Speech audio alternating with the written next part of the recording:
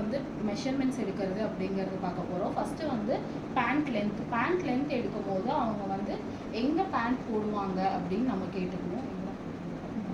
இந்த இடத்துல ஏன்னா அது கேட்டுட்டு தான் நீங்கள் எடுக்கணும். அவங்க வந்து இப்போ சொல்லும் போது இங்கே சொல்லிவிட்டு அப்புறம் கொஞ்சம் தூக்கி போட்டாங்கன்னா கிராச் கிட்ட ப்ராப்ளம் வரும். அதனால் ஃபஸ்ட்டே கேட்கும் போது பேண்ட் எங்கே போடுவாங்கன்னு கேட்டு அந்த இடத்துல டேப் வச்சுட்டு கீழே போய் ஃப்ளோர் டச் ஆகிற மாதிரி வச்சுக்கோங்க. டேப் வந்து போய் ஃப்ளோரை வந்து டச் ஆகணும். இப்போ இவங்களோட பேண்ட் லென்த் பார்த்தீங்க அப்படின்னா 38.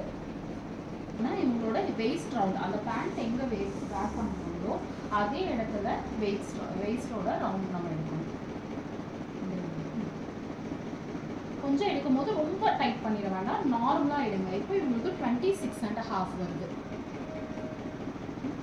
நெக்ஸ்ட்டு வந்து நம்ம ஹிப் ரவுண்ட், நம்ம சல்வார்க்கெல்லாம் எடுக்கும் போது பார்த்தீங்க அப்படின்னு இங்கே ஸ்டார்டிங் பாயிண்ட் எடுப்போம். ஆனால் நம்ம பேண்ட்டுக்கு எடுக்கும் போது பார்த்தீங்கன்னா இங்கே கீழே எடுக்கணும். அப்போ தான் நம்மளுக்கு வந்து பேண்ட், ஏன்னா பேண்ட்டுங்கிறது நம்ம ஹிப்பை தாண்டி மேலே போகணுங்கிறனால இந்த இடத்துல எடுத்துடக்கூடாது, இந்த இடத்துல எடுக்கணும். இப்போ இவங்களோட ஹிப்பு பார்த்தீங்க அப்படின்னா 36. ஃபுட் ரவுண்ட் எடுக்கும்போது நம்ம இப்படி எந்த பேண்ட்டுக்குமே நம்ம ஃபுட் ரவுண்ட் வந்து இந்த மாதிரி எடுக்கக்கூடாது. கீழே வச்சு இந்த மாதிரி தான் ஃபுட் ரவுண்ட் எடுக்கணும். இப்போ இவங்களுக்கு ஃபுட் ரவுண்ட் பார்த்தீங்க அப்படின்னா 12.5. இப்போ கேதரிங் பேண்ட்டுக்கு ஒரு 2 மெஷர்மெண்ட் அடிஷ்னலாக ஆட் ஆகுது. அது என்னென்னா ஒரு முஷ்கின்னு வச்சுக்கோங்க. அவங்க எந்த பேண்ட் போடுவாங்களோ அந்த இடத்துலேருந்து அவங்க நீயோட லென்த்து, இப்போது இவங்க நீ லென்த் பார்த்தீங்கன்னா 20 வருது.